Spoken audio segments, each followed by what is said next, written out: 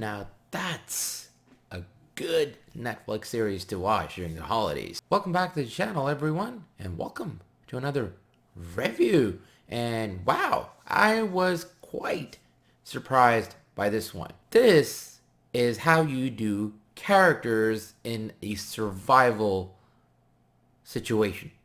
This is how you do it.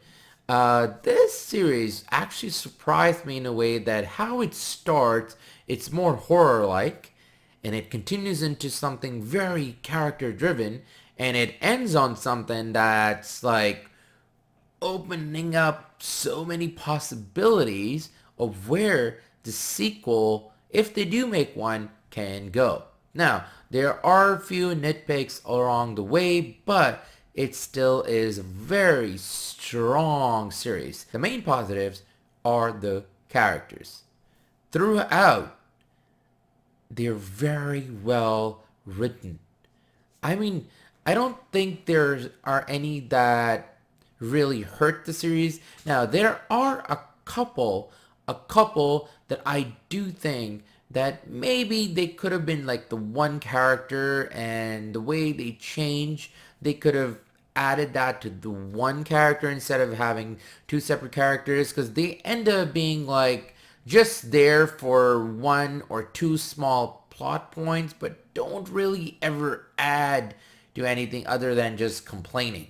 So those two characters, I do feel like they could have added them together and like just make one character. Obviously, this is based on the anime series and the manga, but I have never watched the anime or never read the manga, the book. So I don't know if they're supposed to be there because of what the anime show did, or they're there because of a certain reason that they might add later in like season 2. But as for now, I do think a couple of them were not that great, but everything else in terms of like the characterization for everyone else is amazing. It does boil down to like really what they are and how they progress through the show and what kind of weight these characters really bring to the series. And it starts off being like, oh, this is going to be a horror show, which it does really well for like, believe like the first 3 or 4 episodes. It focuses on that,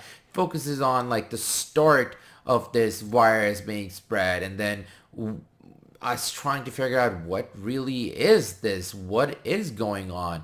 And then it kind of slowly turns into the like a character drama.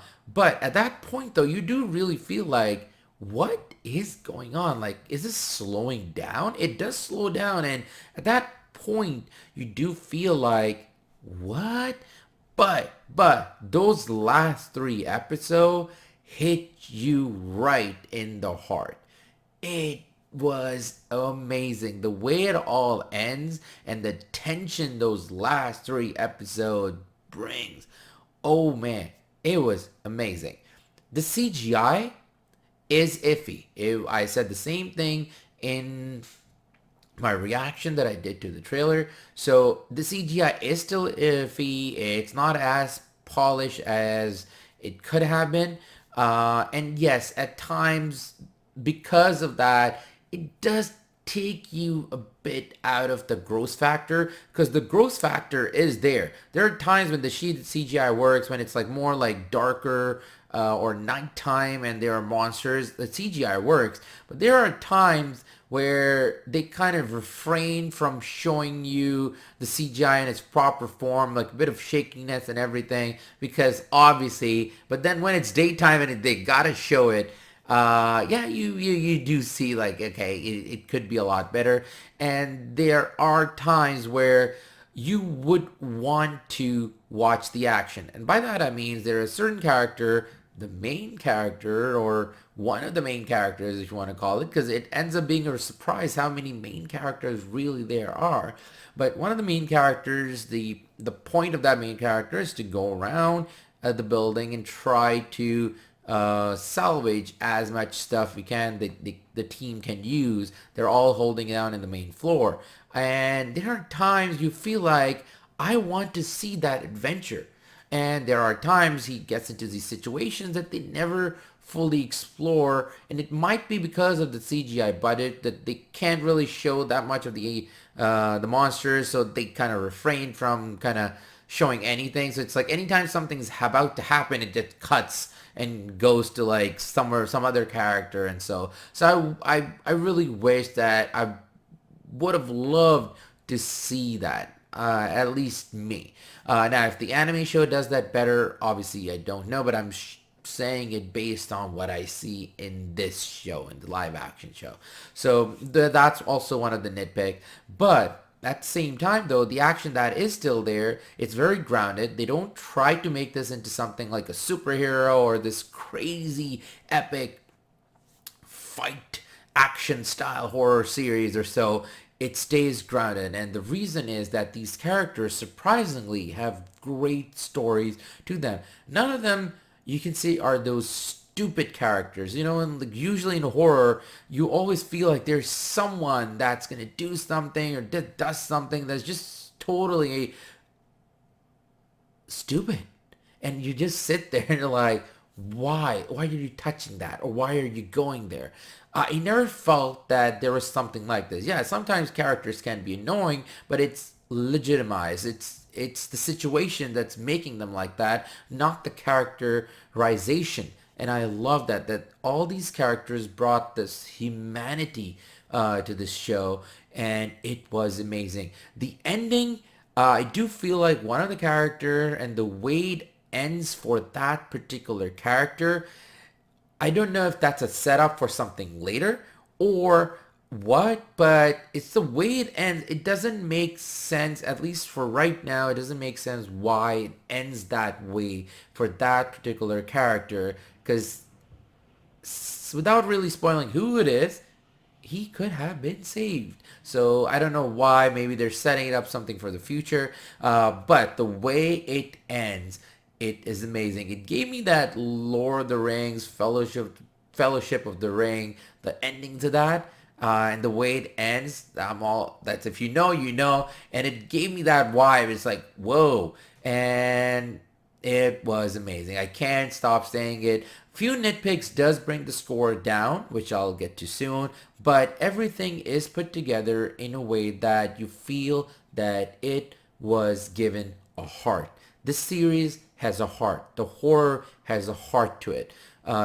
Even the horror, the monsters, the designs, they have heart to it. Yes, the iffy CGI is there, but you can tell there is thought put into that, and the meaning behind that. There is meaning behind what happens to certain characters that we know, and the way they become what they are. And as the series progresses, it tells you how these monsters change, like people change into monsters, and how these monsters evolve and why they evolve and what the reasons behind it. Sometimes the rule also are a bit iffy. It's that they don't really clearly tell you what the time change is, and sometimes it's like, okay, why did this character change, what's going on? And sometimes the rules are kind of iffy, so I hope they would have explored a bit more on that.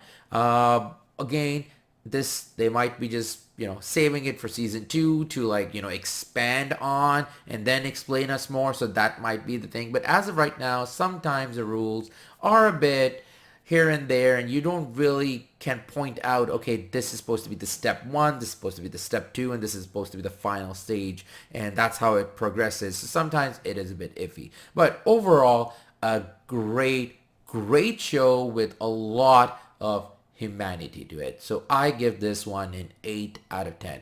You should watch it. It will gross you out at times, and it is scary at times, but it also is a great human drama. At least that's what I thought. So that is it for me. I loved the show. I was really surprised. So what did you think about it? Leave a comment below. Let me know. And other than that, I wish you all a great holiday season. Enjoy. Always remember to share and subscribe, dislike, or like, whichever you prefer. And if there's something you want me to watch and review, please also leave a comment below. So yeah, take care, and I will catch you all later. Until then, ta-ta, AK out.